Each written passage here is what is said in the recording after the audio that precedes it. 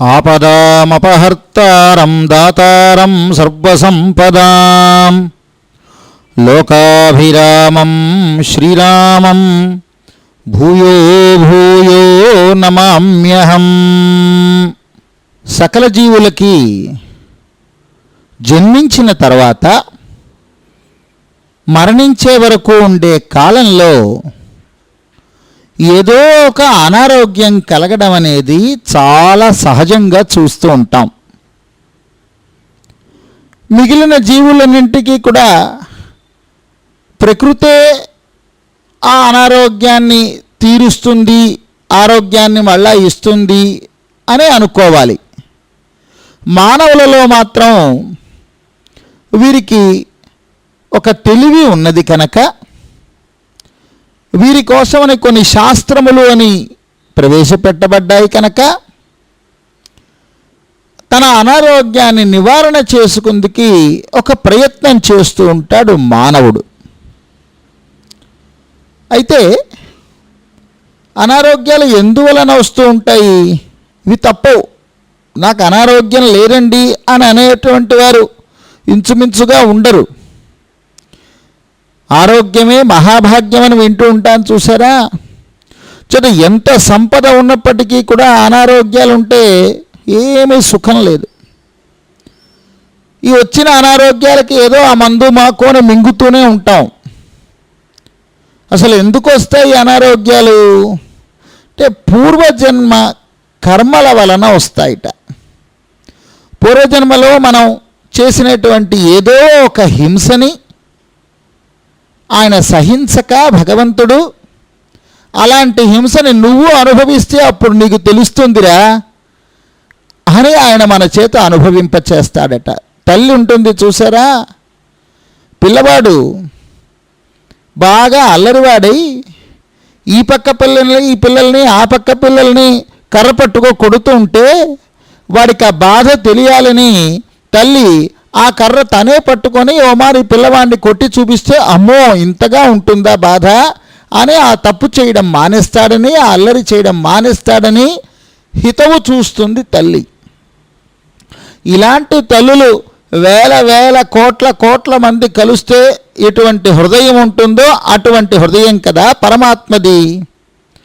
అందుచేత మనకి మన పూర్వజన్మలలో చేసినటువంటి కర్మల ఫలితాలని ఈ అనారోగ్యాల రూపంగా మనం అనుభవించవలసి వస్తుంది. అయితే మళ్ళా ఆయనే పరమ కారుణికుడు కనుక అయ్యో పాపం వీళ్ళు తెలియక ఏదో పొరపాటున ఆ కర్మలు ఆ తప్పు పనులు చేసేశారు, మళ్ళా వీళ్ళకి దానికి శుభం కలగాలని తానే అనేకమైన ఔషధాలను కూడా సృష్టించాడు. ఈ ఔషధాన్ని పుచ్చుకుంటే ఈ అనారోగ్యం పోతుంది, ఈ ఔషధాన్ని పుచ్చుకుంటే ఈ అనారోగ్యం పోతుంది అని ఆయుర్వేదం అని ఒక గ్రంథం, ఒక వేదం, గ్రంథం అని అనకూడదు, ఒక వేదం. ఋగ్వేదానికి అది ఉపవేదం అన్నమాట.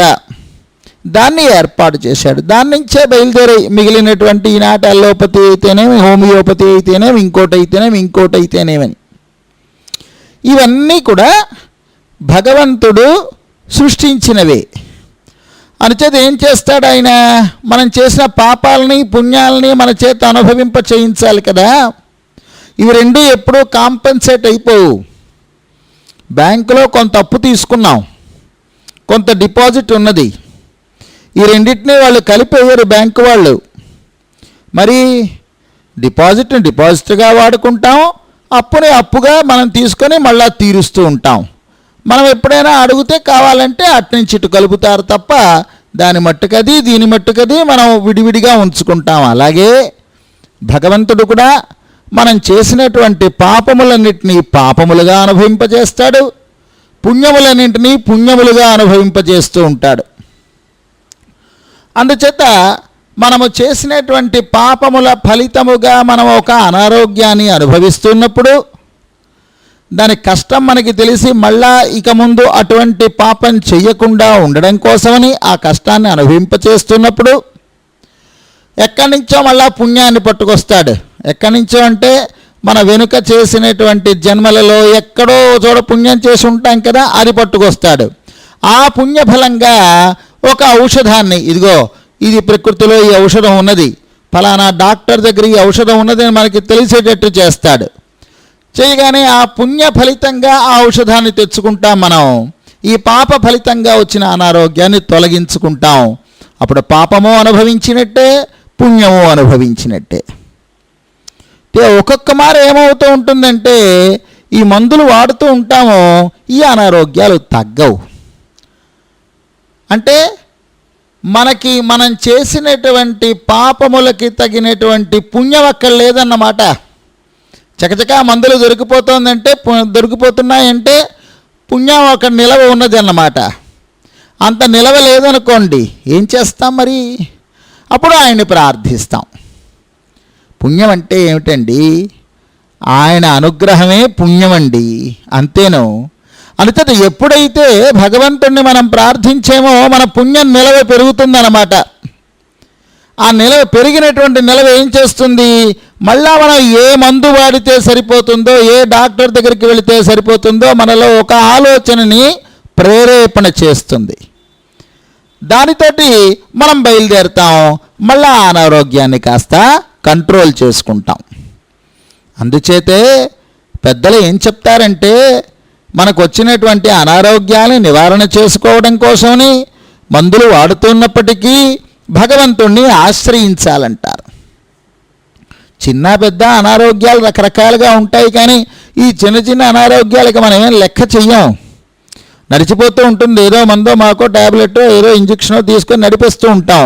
కానీ క్రానిక్ ఉంటాయి చూసారా, అంటే చిరకాలం బాధించేవి, అమ్మో ఏమైపోతుందో భయాన్ని కలిగించే అనారోగ్యాలు ఏవో చేసినటువంటి ఎక్కడో ఏదో జన్మలో చేసేసాం, ఈ జన్మలో కాకపోవచ్చు, వేల కొద్దీ జన్మల క్రితం చేసిందైనా సరే సిద్ధపడిపోతుంది మనకి. ఏది కూడా అనుభవించకుండా నశించదు కర్మ ఇదిని.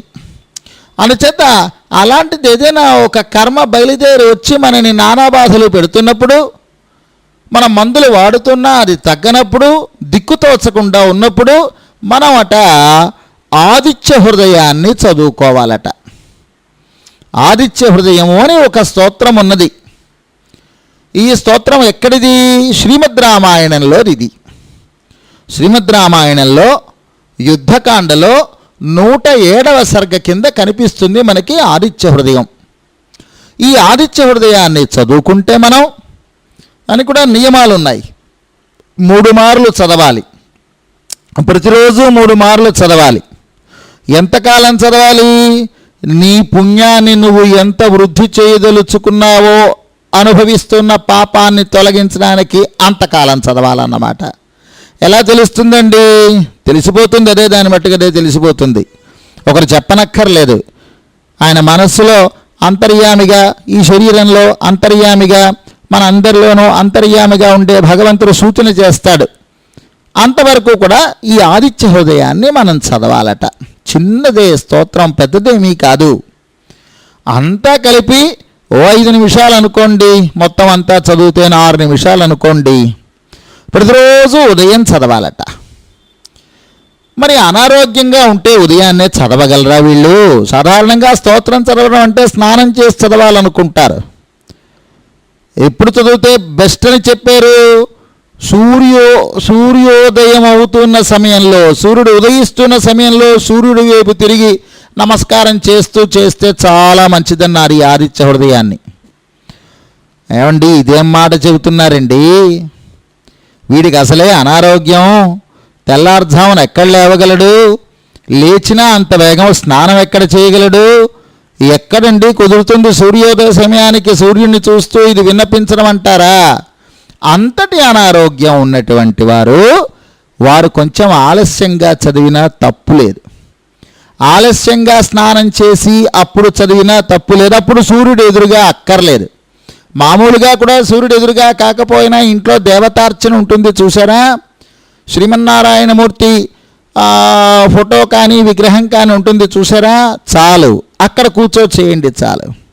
అంటే పొద్దున్న 6కైనా చేయవచ్చు, 9కైనా చేయవచ్చు, 10కైనా చేయొచ్చు, 12కైనా చేయొచ్చు. అయితే ఆత్మవంచన లేకుండా బద్ధకం చేత లేవలేకపోతున్నావా, లేకపోతే శక్తి లేక లేవలేకపోతున్నావా అని చూసుకోవాలంతే. బద్ధకం చేత అయితే ఒప్పుకోడు స్వామి. శక్తి లేక అయితే పర్వాలేదు, ఎన్నింటికి నువ్వు చేసినా పర్వాలేదు శక్తి లేకపోయినప్పుడు. ఇంకొక మాట అడగవచ్చును, తీవ్రమైన అనారోగ్యం అయితే స్నానం చేయడానికి వల్ల కాదు, అప్పుడు ఎలాగండి? నిజంగా అలాంటిదే అయితే మంచం నుంచి లేవలేని పరిస్థితి అయితే మంచం మీద పడుకొని చదివినా తప్పేం లేదు.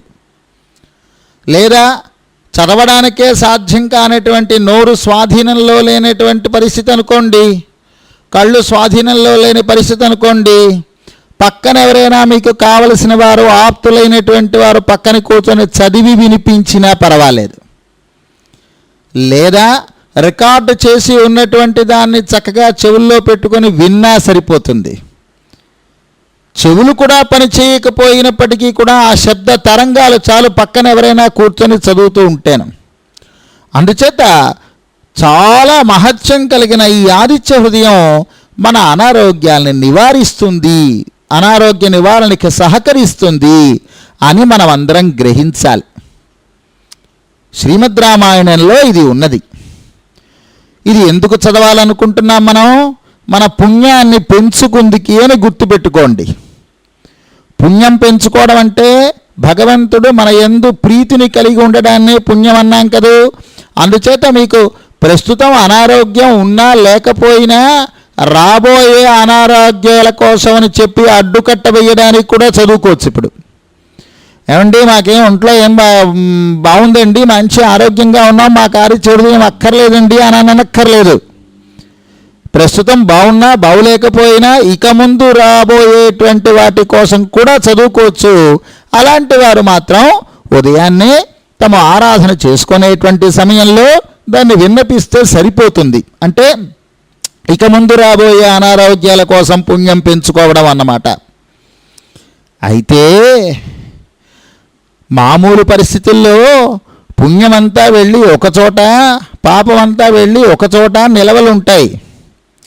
భగవంతుడు ఏ పాపం దగ్గర ఏ పుణ్యాన్ని లేదా ఏ పుణ్యం దగ్గర ఏ పాపాన్ని కలపడం అనేది ఆయన స్వేచ్ఛ చేత చేస్తాడు. అంచేత ఆయన అనుగ్రహాన్ని మొదట మనం పొందగలగాలన్నమాట. అదే పుణ్యమన్నా అదే, దాన్ని కాస్త మాకు ఇప్పుడు తెప్పించవయ్యా, అక్కడ ఉన్నది ఎక్కడో దూరంగా ఉండే పుణ్యాన్ని తెప్పించవయ్యా అని మనం అడగగలగాలన్నమాట. అవన్నీ ఇందులో ఇమిడిపోయి ఉంటాయి. ఆదిత్య హృదయ స్తోత్రంలో ఇమిడిపోయి ఉంటాయి. ఆదిత్య హృదయ స్తోత్రం బజార్లో చాలా సులభంగా దొరికేస్తుంది. ఎక్కడికి ఇంచుమించుగా ఈ ఆధ్యాత్మిక చింతన పుస్తకాలు అమ్మేటువంటి ఏ పుస్తకాల షాపులో అయినా దొరికేస్తుంది. లేదా రామాయణంలో యుద్ధకాండలో తీయండి 107వ సర్గలో ఇదే ఈ మొత్తం ఆదిత్య హృదయమే, అలాగైనా దొరికేస్తుంది. లేకపోయినప్పటికీ కూడా ఇదిగో ఈ సీడీలోనే ఇందులోనే దీన్ని స్తోత్రాన్ని పారాయణ చేయడానికి వీలుగా అనుసంధానం చేసి పెట్టాం. అది వినడానికి సిద్ధపడండి, ఎలా చేసినా పర్వాలేదు. మొత్తం మీద ఏదైతేనేమి ఈ ఆదిత్య హృదయం గురించి మనం చెప్పుకోబోతున్నాం. శ్రీరామచంద్రమూర్తి ఆయన అవతరించాడు. ఎందుకోసం ఆయన అవతరించాడు? రావణ సంహారం కోసమని. ఆయన అవతరించి రావలసినటువంటి అవసరం ఏం పడింది? అక్కడెక్కడి నుంచో పరమపదం నుంచో శ్రీమన్నారాయణమూర్తి రావణాసురుడిని చంపేయచ్చు కదా. అంటే ఈ రావణాసురుడు ఏం చేశాడు? గొప్పదైనటువంటి తపస్సు చేసి బ్రహ్మగారి దగ్గర వరాలు పొందాడు. ఏమిటి?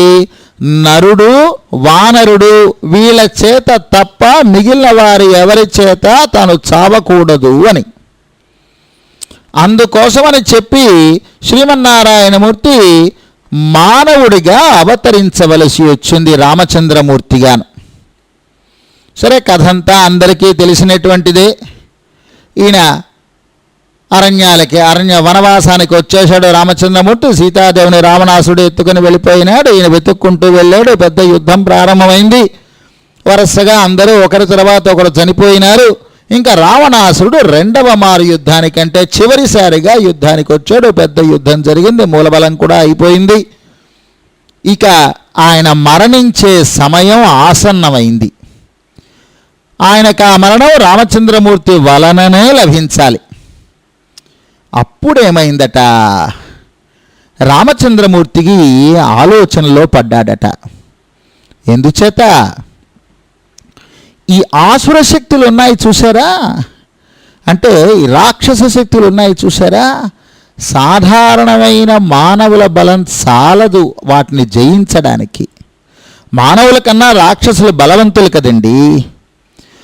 ఎంత గొప్ప మానవుడైనప్పటికీ కూడా రాక్షసుల్ని సంహరించడానికి కొంచెం కష్టమే. అందులో ఈయన రాక్షసేశ్వర అన్నట్టుగా రాక్షసులందరికీ ప్రభువు ఈయన రావణాసురుడు. అందుచేత మానవ బలం చాలదు. మానవ బలాన్ని విడిచిపెట్టి దైవ బలాన్ని ఆశ్రయిద్దామా అంటే రామచంద్రమూర్తికి పనికి రాదు. ఎందుకంటే మానవుడైతేనే వాడు చనిపోతాడు, లేకపోతే వాడు చనిపోడు. అంచేత ఇప్పుడు ఈయనకి ఏం కావలసి వచ్చింది? శక్తి కావాలి, దివ్యమైనటువంటి శక్తి కావాలి. సాక్షాత్తు పరమాత్మే, అందులో సందేహం లేదు. కానీ తాను లోకంలో పెట్టినటువంటి నియమాలని తానే దాటేస్తే ఇంకా లోకంలో ఎవరు ఆదరిస్తారు కనుక మామూలుగా ఆయన చిన్నతనం నుంచి అయోధ్యానగరంలో దశరథ మహారాజు అంతఃపురంలో వశిష్ఠ మహర్షి చేత శిక్షణ పొందాడు. నిజానికి ఉభయ విభూతి నాయకుడైన శ్రీమన్నారాయణమూర్తికి చదువు చెప్పేవాళ్ళు ఎవరు ఉంటారు కనుక, చెప్పగలిచేవారు ఎవరు ఉంటారు కనుక. కానీ మనుష్య విడంబన అని ఒకటి ఉన్నది కదూ, మానవుడిగా నటించాలి కదూ. అందుకోసమని చెప్పి ఆయన ఆ వశిష్ఠ మహర్షి దగ్గర ధనుర్విద్య రహస్యాలని, అంటే ఆ మంత్రాలన్నింటినీ నేర్చుకున్నాడు. దానితో సామాన్యమైన మానవులందరినీ జయించడానికి తగిన శక్తి వచ్చింది. శక్తి రావడం అంటే చెప్పుకున్నాం కదా, శక్తి రావడం అని అంటే ఏమిటనుకున్నాం? మానవుడిగా నటించడానికి తగినటువంటి శక్తి వచ్చింది అని అర్థం అన్నమాట. అటు తర్వాత ఏమైంది? రాక్షసుల్ని సంహరించడానికి బయలుదేరాడు. విశ్వామిత్రుడు వచ్చి అడిగాడు. సరైన దశరథ మహారాజు పంపించాడు, తాటకని చంపాలి, అటు తర్వాత మారీచ సుబాహుల్ని చంపాలి, అటు తర్వాత పిల్ల రాక్షసులు బోల్డ్ మందిని అటు తర్వాత సంహరించాలి. వీళ్ళందరినీ సంహరించడానికి కూడా మానవ బలం చాలదు కదా, అందుకోసం కానీ తన మానవుడిగానే ఉండాలి. అందుకని ఏం చేశాడు?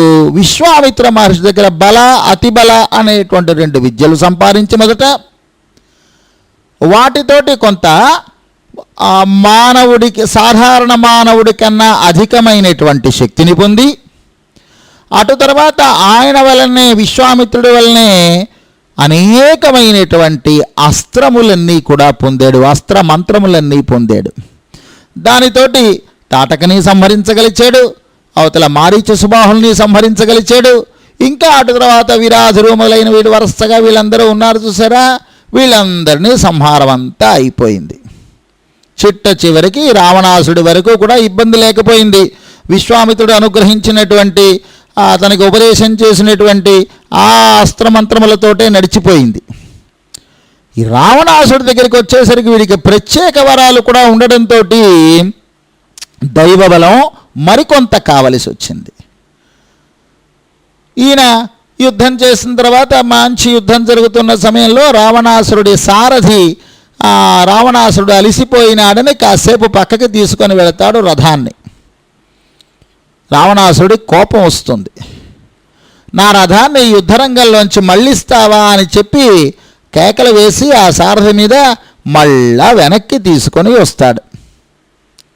ఆ రథాన్ని వెనక్కి తీసుకొచ్చి రాముడు ఎదురుగా నిలబడి ఆయన ఆలోచిస్తున్నట్ట, చింతిస్తున్నట్ట. ఆయన తతో యుద్ధ పరిశ్రాంతం సమరే చింతయా స్థితం రావణంచాగ్రతో దృష్ట్వా యుద్ధాయ సముపస్థితం అని 107వ సర్గ ప్రారంభమవుతుంది.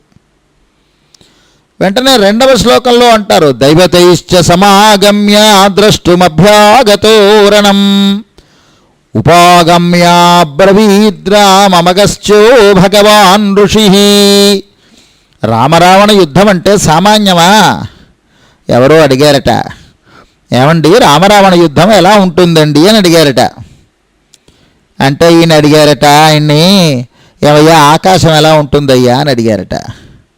అదేమిటండి ఆకాశం ఎలా ఉంటుందంటే ఆకాశానికి పోలిక చెప్పగలమా? ఆకాశం ఆకాశంలా ఉంటుందండి అని ఆయన అన్నట.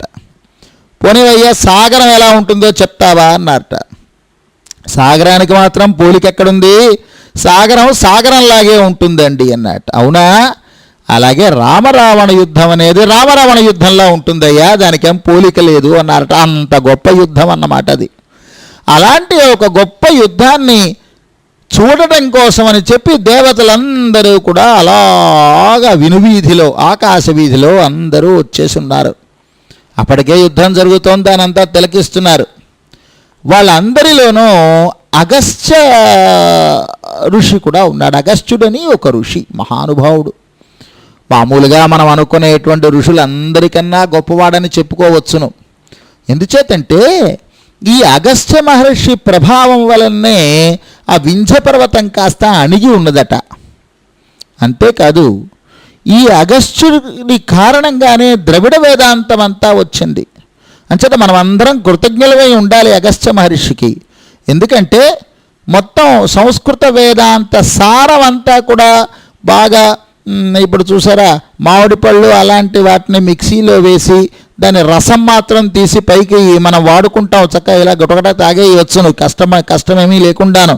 అలాంటి ద్రవిడ వేదాంతం అంతా కూడా రావడానికి అగస్త్యుడే కారణం. అంత గొప్పవాడి అగస్త్య మహర్షి. ఆయన విషయాన్ని గ్రహించాడు.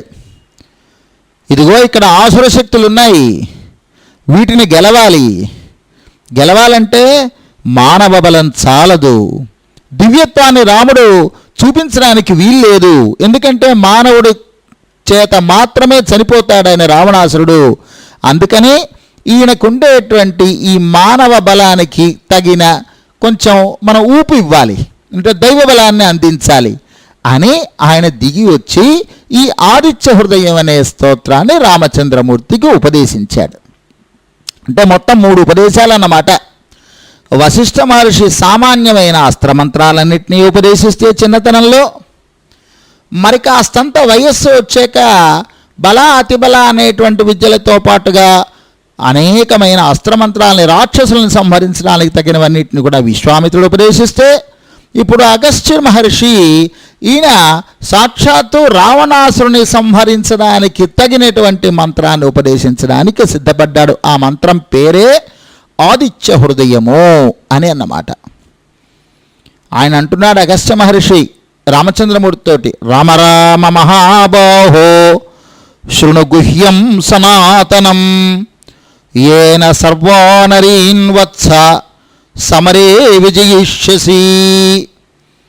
నాయనా రామచంద్ర, రామరామ మహాబాహో, గొప్ప పరాక్రమవంతుడైనటువంటి రామచంద్ర, శృణు విను. ఏమిటి? గుహ్యం సనాతనం, సనాతనమైనది. సనాతనం అంటే ఎల్లప్పుడూ ఉండేది అని అర్థం. వేదానికి పేరు, వేదమంతా కూడా సనాతనం అని లెక్క. అందుచేత వేదముల చేత అంగీకరించబడినది గుహ్యం, చాలా రహస్యమైనటువంటిది, హృదయ గుహలో నిక్షిప్తమై ఉన్నటువంటి దాన్ని నేను నీకు ఉపదేశించబోతున్నాను. ఈయన సర్వానరీన్ సమరే విజయిష్యసి, దేని చేత ఈ శత్రువులందరినీ జయించగలవో దాన్ని ఉపదేశించబోతున్నాను అని. ఏం ఉపదేశించబోతున్నాడో 4వ శ్లోకంలో చెప్పారు. ఆదిత్య హృదయం పుణ్యం సర్వశత్రు వినాశనం అన్నారు. అక్కడే చమత్కారం అంతాను. లోకంలో ఆదిత్య హృదయం అనగానే సూర్యుడి గురించి అని అనుకుంటారు.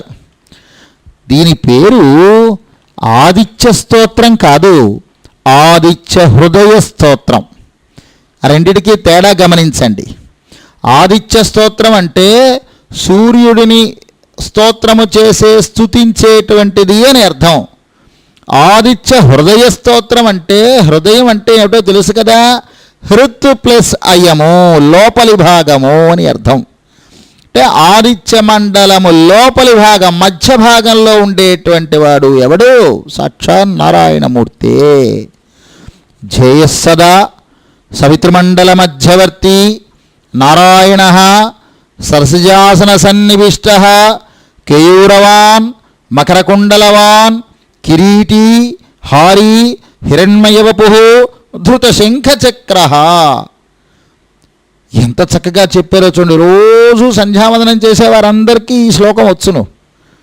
ఎవరు సూర్యుడి వైపు తిరిగి నమస్కారం చేస్తూ స్తోత్రం చేసినప్పటికీ వారందరికీ ధ్యేయం ఏమిటి అంటే ధ్యానింపతగిన వస్తువు ఏమిటి? సదా సవితృమండల మధ్యవర్తి, ఆ ఆదిత్యుడి మధ్యని వేయించేసున్నవాడు, ఆదిత్యుడికి అంతర్యామిగా వేయించేసున్న నారాయణ. ఎటువంటి వాడాయన? సరసజాసన సన్నివిష్ట కేయూరవాన్, మంచి ఆభరణలు ధరించున్నాడు ఆయన. మకరకుండలవాన్, కిరీటి హారి హిరణ్మయవపు, బంగారు వర్ణంతో మెరిసిపోతూ ఉంటాడట.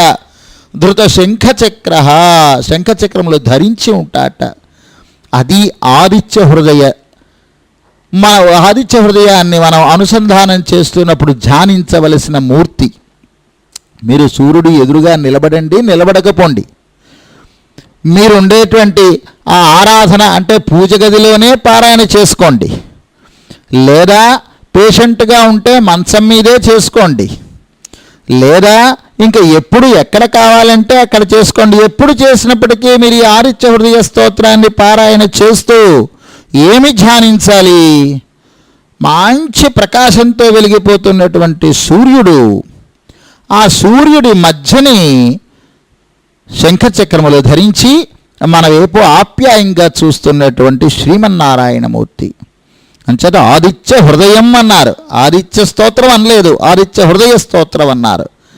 సర్వశత్రు వినాశనం, సర్వశత్రు వినాశనం. ఆ సర్వపదం అంటే మనకు కావాలి. శత్రు వినాశనం అనగానే ఏదో ఎదురుగుండా ఉండే శత్రువులే అనుకుంటాం, కానీ ఈ పాపాలు ఉన్నాయి చూసారా, మనం ఇదివరకు చేసిన పాపాలు అవన్నీ శత్రువులే.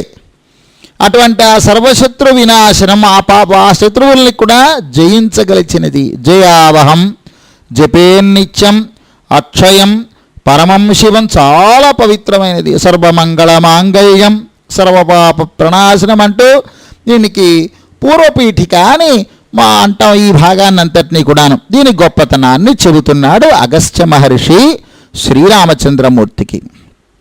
అందుచేత అక్కడ ఎలాగైతే దైవబలాన్ని మానవుడిగా ఉన్నటువంటి శ్రీరామచంద్రమూర్తికి లభించే మార్గంగా ఆదిత్య హృదయాన్ని ఉపదేశించాడో, అలాగే మనం కూడా మన అనారోగ్యాలన్నీ మనం ఇదివరకు చేసినటువంటి పాపకర్మల వల్లనే వస్తాయి కనుక వాటిని తొలగించుకుందుకి మన శక్తి చాలదు కనుక మనం కూడా ఈ ఆదిత్య హృదయ స్తోత్రాన్ని చదువుకుంటే మనకి దైవ బలం తోడ్పడి మనకి తగినటువంటి ఔషధములేవో ఆ ఔషధములు సక్రమంగా పనిచేసేటట్టుగా, ఆ ఔషధములను మిగిలిచ్చినటువంటి డాక్టర్ ఎవరో వైద్యుడెవరో ఇవన్నీ కూడా మనకి కరతలామలకం అవుతాయి. ఒక మాట మనం చదువుకోవడం ప్రారంభించేసరికి ఆదిత్య హృదయ స్తోత్రాన్ని మనకి అంతవరకు మనం కన్సల్ట్ చేస్తున్నటువంటి డాక్టర్ మంచివాడో కాదో ఎవరో ఒకరు చెప్పిపోతారు, లేదా ఫలాని చోట మంచి డాక్టర్ ఉంటాడండి అని ఒక సలహా ఇచ్చేస్తారు, లేదా ఆ డాక్టర్కే మనం వెళుతున్నటువంటి డాక్టర్కే మంచి మందులు ఏం రాయాలో ఒక ఆలోచన కల్పిస్తాడు. ఏదైతేనేమి ఎలాగైతేనేమి మనకి కావలసినటువంటి విధంగా ఫలం లభించేటట్టుగా ఈ ఆదిత్య హృదయ స్తోత్రం చేస్తుంది. ఒక పొరపాటు పడకూడదు. మనం ఇలా ఆదిత్య హృదయ స్తోత్రం చదవగానే ఎవరో ఒకరు వచ్చి మన నోట్లో ఇంత మందు వేసేసి మనకు ఆ మన్నాటికల్లా తగ్గించేస్తానని మనం పొరపాటు పడకూడదు. భగవంతుడు దేవతలో మన రక్షిస్తారు అని అంటే నా పశుపాలవత్ అంటారు. అంటే పశువుల్ని రక్షించేటువంటి ఆ కుర్రాడు ఉంటాడు చూసారా, వాడు ఏం చేస్తాడు, ఒక కర్ర పట్టుకో పశువులను వదిలిస్తూ ఉంటాడు. అలా రక్షించరట మనని దేవతలు. మరి ఎలా రక్షిస్తారు? మంచి బుద్ధిని ఇచ్చి రక్షిస్తారు. ధియోయోన ప్రచోదయాత్ అని మనం చెప్పుకుంటూ ఉంటాం కదా, మా బుద్ధులన్నీ సరి అయిన మార్గంగా నడిచేటట్టు చూడవలసింది అని గాయత్రి మంత్రంలో చెప్పుకుంటూ ఉంటాను చూసారా. అలాగ భగవంతుడైతేనేమి దేవతలైతేనేమి మనని రక్షించడము అని అంటే మన బుద్ధి సరి అయిన మార్గంలో ప్రవహించేటట్టుగా చెయ్యడం అన్నమాట. అంటే ఏ డాక్టర్ దగ్గరికి వెళ్ళాలో, ఏ మందు వాడాలో, ఇంకా ఏమేమి ఆటంకముల్ని ఎలా తొలగించుకోవాలో మనకి కానీ మన చుట్టుపక్కల ఉండేటువంటి వారికి కానీ ఒక ఆలోచనని కలిగింపచేస్తారు దేవతలు. ఈ ఆదిత్య హృదయం చేసే పని కూడా అదే. అంచేత ఈ ఆదిత్య హృదయాన్ని మనం చదువుకోవాలంటే మొత్తం 31 శ్లోకాలు ఉన్నాయి ఇందులో. 31 శ్లోకాలు ఎంతసేపట్లో చదివిస్తామో చకచక అయిపోతుంది. నోటికి వచ్చేయాలి తప్ప మనం అటు ఇటు తిరుగుతూ చదువుకున్నా పర్వాలేదు, కానీ వీలైనంత వరకు ఒక చోట నిలబడి నమస్కారం చేసి లేదా కూర్చొని నమస్కారం చేసి చదువుకుంటే మంచిది. ఇందులో మొదటి 10 శ్లోకాలు కూడా పూర్వపీఠిక అని అంటారు. అంతవరకు కూడా ఆదిత్య సవిత సూర్య ఖగపూష గభస్తిమాన్ సువనసరసో భాను హిరణ్యరేత దివాకర అని మొదటి 10 కాదు 9 శ్లోకాలు అనుకోండి. పోని పెద్ద పర్వాలేదు, అటు ఇటుగా మనం అలా చెప్పినప్పటికీ పర్వాలేదు. 9 శ్లోకాలు అనుకోండి. 9 శ్లోకాల వరకు పూర్వపీఠిక. 10వ శ్లోకం నుంచి స్తోత్రం ప్రారంభమవుతుంది. ఈ ఆదిత్య సవిత సూర్య అన్న దగ్గర నుంచి స్తోత్రం ప్రారంభమవుతుంది. ఎంతవరకునట? 21వ శ్లోకం వరకును. అంటే తప్తచామీకరాభాయ వహ్నయే విశ్వకర్మణే నమస్తమోభిజ్ఞాయ రుచియే లోక సాక్షిణే అన్నంత వరకు కూడా స్తోత్రం. అంటే నిజానికి స్తోత్రం అంతా కలిపి ఎన్ని శ్లోకాలైందప్పుడు మనకి 10 1 11 శ్లోకాలైంది. అటు తర్వాత ఉన్నదేమిటి? 22వ శ్లోకం నుంచి 30వ శ్లోకం వరకు ఉత్తర పీఠిక, అటు తర్వాత ఫలశ్రుతి, ఇవి ఉన్నాయి. అవి కూడా పూర్వపీఠిక, ఉత్తరపీఠిక, ఫలశ్రుతి, స్తోత్రం అన్నీ చదవడం మంచిదే. 31 శ్లోకాలే కనుక పెద్ద కష్టమేం కాదు. కానీ ఒకవేళ అనవకాశమైతే, ఎప్పుడైనా ఇబ్బంది అయితే 10వ శ్లోకం నుంచి 21వ శ్లోకం వరకు 3 మార్లు చదివినా సరిపోతుంది. అంటే ఆదిత్య సవిత సూర్య అనే శ్లోకం ప్రారంభించుకొని తప్తచామీకరాభాయ వహ్నయే విశ్వకర్మణే అనేటువంటి శ్లోకం వరకు చదువుకున్నా కూడా సరిపోతుంది. దీనికి వేరే నియమాలు ఇంకేమీ లేవు. అనారోగ్యంగా ఉన్నటువంటి వాడు నియమాలేం పాటించగలడు? అంచేత ఆ బెంగ అక్కర్లేదు. చేత క్రానిక్ డిసీజెస్ అంటే చిరకాలం నుంచి మనని బాధిస్తున్నటువంటి వాటన్నిటినీ తొలగించుకుంది కోసమని ఈ ఆదిత్య హృదయం చదువుకోవాలి. అందరూ కూడా ఈ ఆదిత్య హృదయాన్ని రోజు చదువుకోవడం మరింత మంచిది. నిత్యపారాయణలో పెట్టేసుకుంటే ఎప్పుడు అనారోగ్యాలు ఎట్నుంచి ఎటు వచ్చినప్పటికీ కూడా దానికి తగినటువంటి మందులని, మాకులని, వైద్యులని ఇదే మనకి గైడెన్స్ ఇచ్చేస్తూ ఉంటుందన్నమాట ముందుకు వెళ్ళడానికి. అందుచేత ఇదే సీడీలో మరొక ట్రాక్లో 3 మార్లు పారాయణ చేసినటువంటి ఆదిత్య హృదయం అందులో కనిపిస్తుంది. దానిని మీరు 3 పర్యాయములు అనుసంధానం చేసుకుంటూ భగవద్ అనుగ్రహానికి పాత్రులు కావాలని మంగళాశాసనాలు చేస్తున్నాను. స్వస్తి.